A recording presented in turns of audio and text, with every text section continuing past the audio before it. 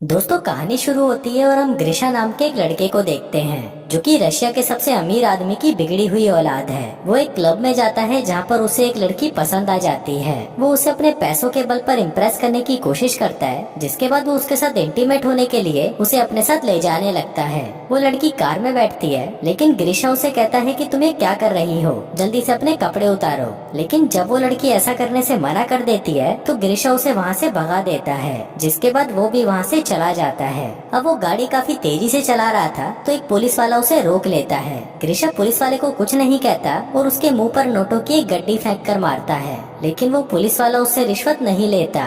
अब वो पुलिस वाला उसको रोकने के लिए उसकी गाड़ी के आगे आ जाता है, लेकिन ग्रिशा रुकता नहीं और वो उसे अपनी गाड़ी के ऊपर चढ़ाकर गाड़ी को चलाने लगता है। इसके बाद हम उसके बाप गुस्तावो को देखते हैं, जो कि पुलिस स्टेशन आता है। फिर पुलिस वाला उसे बताता है कि कल तुम्हारे बेटे ने एक पुलिस वाले को रिश्वत देने की कोशिश करी, लेकिन जब वो नहीं माना तो तुम्हारे बेटे ने उस पर गाड़ी चढ़ा दी। कहता है कि वो लड़का अपनी हद से आगे बढ़ता जा रहा है, इसलिए तुम्हें उसका कुछ करना पड़ेगा। वहीं लॉकअप में हम ग्रिशा को देखते हैं, जो कि मस्त लेटा हुआ चिल मार रहा था। कहता है कि मेरे लिए दारू लेकर आओ और मैं यहाँ पर बहुत बोर हो रहा हूँ, तो किसी लड़की को यहाँ पर नाचने के लिए भेजो। फिर गुस्तावो उसे छुड़ाकर बाहर ले आता है और उसे डांटने लगता है, लेकिन ग्रिशा को उसकी बात का कोई फर्क नहीं पड़ता, क्योंकि वो भी जानता था कि वो इकलौता है और उसका बाप उसका कुछ नहीं उखाड़ सकता। वहीं दूसरी तरफ हम एक डांस शो देखते हैं, जिसकी डायरेक्टर होती है नास्तिया और वो गुस्तावो की दोस्त भी होती है। आगे गुस्तावो उसके पास आता है और उसे कहता है कि मैं बहुत परेशान हूँ, प्लीज तुम मेरी मदद करो। जिसके बाद वो दोनों जॉन के पास जाते हैं, जो कि हॉरर फिल्मों का एक डायरेक्टर था। गुस्तावो उसे अपने बेटे के बारे में बताता है और कहता है कि मुझे उसे किसी भी हालत में सुधारना है। जिसके बाद वो सभी मिलकर एक प्लान बनाते हैं। फिर उसी रात हम देखते हैं कि एक कबाड़ी ग्रिशा की लग्जरी कार लेकर वहाँ से जा रहा था। ग्रिशा उसे देख लेता है और भागकर उसका पीछा करने लगता है, लेकिन तभी एक बेहोशी का तीर आकर सीधा उसकी गर्दन पर लगता है और वो वहीं पर बेहोश हो जाता है। फिर अगले दिन आरतीरम नाम का एक आदमी उसके मुंह पर पानी डालकर उसे उठाता है और उसे कहता है कि मालिक ने तुझे घोड़ा तैयार करने को कहा था, क्या तूने किया?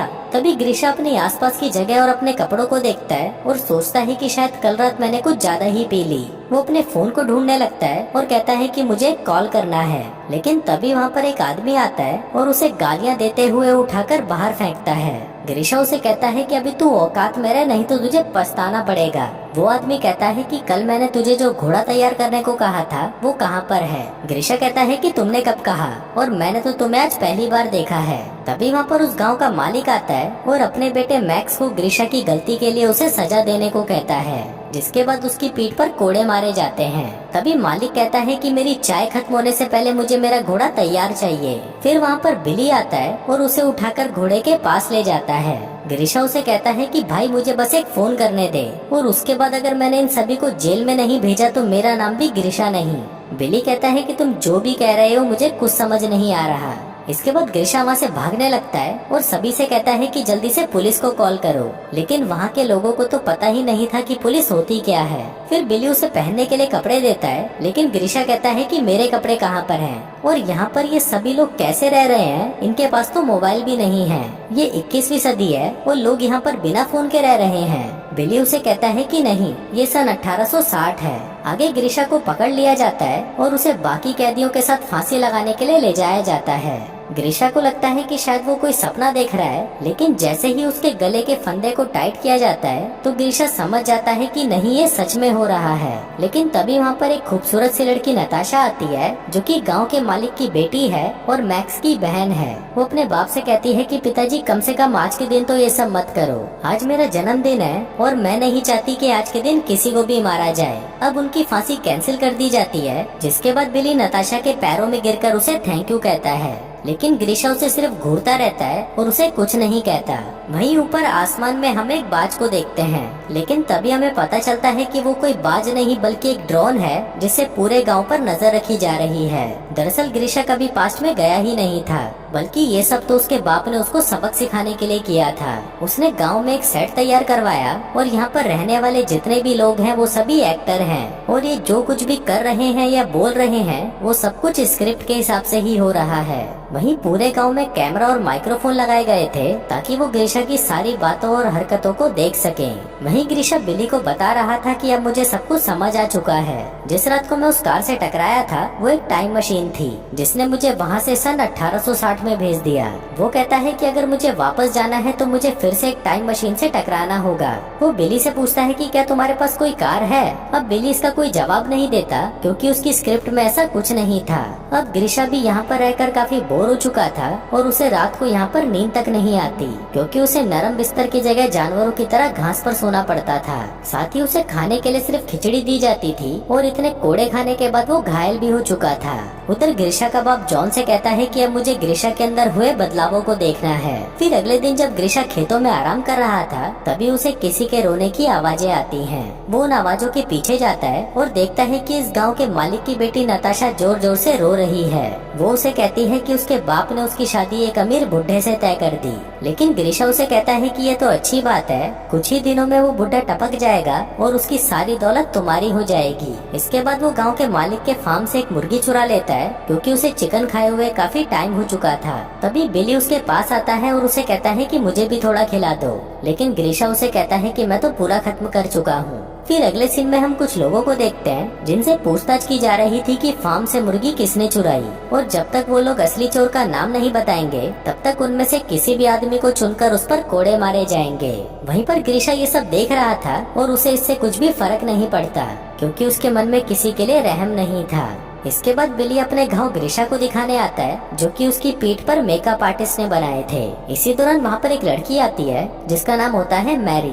अब मैरी जैसे ही अपने घोड़े से नीचे उतरती है तभी उसकी चमकती हुई कच्छी सबको दिखाई दे जाती है। अब उसकी कच्छी देखकर ग्रीशा उसके पास आता है और उसे पूछता है कि तुम्हारे पास ये कच्छी कहाँ से आई, क्योंकि ऐसी कच्छी तो हमारे टाइम में पहनी जाती है। अब ग्रीशा उसकी कच्छी उतारकर उसे देखने की कोशिश करता है जिसकी वजह से मैरी चिल्लाने लगती है और उठकर वहाँ से भाग जाती है। अब अपने बेटे की ऐसी हरकत देखकर गुस्तावो जॉन पर गुस्सा करता है और कहता है कि मैंने तेरे इस आइडिया के लिए अपने कितने पैसे लगा दिए, लेकिन इस सब से भी मेरे बेटे पर कोई फर्क नहीं पड़ा, इसलिए अच्छा यही रहेगा कि ये सब जल्दी से बंद करो। लेकिन इस पर जॉन उसे कहता है कि सर बस मुझे कुछ और दिन दे दीजिए, मुझे पूरा विश्वास है कि आपके बेटे में बदलाव जरूर आएगा। इसके बाद ग्रीशा मैरी से मिलने के लिए उसके घर आ जाता है, लेकिन तभी मैरी उसे कहती है कि मेरे नजदीक मत आना, नहीं तो मैं तुम्हारा सिर फोड़ दूंगी। तभी ग्रीशा मैरी से उसकी हरकतों के लिए माफी मांगता है और कहता है कि मैंने तुम्हारे साथ गलत किया, प्लीज इसके लिए मुझे माफ कर दो। अब ये सब स्टूडियो में बैठे हुए सभी लोग देख रहे थे और वो ये देखकर बहुत खुश होते हैं कि ग्रीशा को अब अपनी गलतियों का एहसास होने लगा था।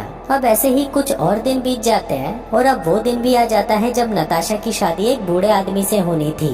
अब सभी लोग खुशी के मारे डांस कर रहे थे, लेकिन तभी नताशा ग्रीशा के पास आती है और कहती है कि मुझे उस बूढ़े से शादी नहीं करनी, इसलिए मैं नदी में कूदकर अपनी जान देने जा रही हूँ। जिसके बाद वो नदी के किनारे जाकर वहाँ पर मरने के लिए खड़ी हो जाती है, लेकिन ग्रीशा को इससे कोई फर्क नहीं पड़ता। वो तो मैरी के साथ बातें करने लगता है और उसे बताता है कि वो 21वीं सदी से आया है, जहाँ पर वो लोग छोटे छोटे प्लास्टिक के डब्बे से एक गांव से दूसरे गांव में जादू से बातें करते हैं और आसमान में बड़े बड़े लोहे के पक्षी उड़ते हैं। तभी बिली उसके पास आता है और उसे पूछता है कि नताशा कहीं पर मिल नहीं रही, क्या आपने उसे देखा है। अब यहाँ पर बिली उसे ये याद दिलाने आया था कि नताशा नदी के पास मरने गई है ताकि ग्रीशा उसे जाकर बचा ले। फिर ग्रीशा जैसे ही उसे बचाने के लिए भागता है तभी नताशा को बता दिया जाता है कि ग्रीशा तुम्हारी तरफ ही आ रहा है, जल्दी से डूबने की एक्टिंग शुरू करो। अब नताशा डूबने का नाटक करने लगती है, लेकिन तभी ग्रीशा आकर उसे बचा लेता है। इसके बाद वो उसे उठाकर अपने घर ले जाता है। वहीं नताशा उसके साथ इंटीमेट होने की कोशिश करती है, लेकिन वो उसे बिल्कुल भी भाव नहीं देता क्योंकि अब उसे मैरी ज्यादा पसंद आ गई थी। इसके बाद वो कपड़े बदलता है और मैरी से मिलने के लिए उसके घर की तरफ जाने लगता है। वहीं टीम मैरी को भी बता देती है कि ग्रीशा तुम्हारी तरफ ही आ रहा है, जल्दी से तैयार हो जाओ। आगे मैरी गांव के कपड़े पहनकर बाहर आती है और गेट खोलती है। ग्रीशा उससे पूछता है कि क्या तुम मेरे साथ घूमने चलोगी। मैरी उसे कहती है कि मेरे बाप की तबीयत खराब रहती है, इसलिए मैं तुम्हारे साथ नहीं जा सकती। अब क्योंकि ग्रीशा को मैरी से प्यार होने लगा था, इसलिए अब मैरी को भी उसकी प्रेमिका का रोल प्ले करना था। लेकिन इस सब से मैक्स को बहुत बुरा लगता है क्योंकि रियल लाइफ में मैक्स और मेरी गर्लफ्रेंड बॉयफ्रेंड थे और वो ये नहीं चाहता था कि कोई भी आदमी उसकी गर्लफ्रेंड के साथ इंटीमेट हो जाए। लेकिन वहीं पर मैरी चाहती थी कि ग्रीशा में कोई बदलाव आए क्योंकि उसी के लिए तो ये सब इतनी मेहनत कर रहे थे। अब मैरी और ग्रीशा साथ में टाइम स्पेंड करने लगते हैं। वो घूमते फिरते हैं और साथ में काफी इंजॉय करते हैं, जिस वजह से वो दोनों एक दूसरे की तरफ अट्रैक्ट होने लगते हैं। वहीं पर हम मैक्स को देखते हैं जो कि नताशा के साथ बैठकर चाय पी रहा था। वो काफी गुस्से में था क्योंकि वो बहुत टाइम से किसी के साथ इंटीमेट नहीं हुआ था।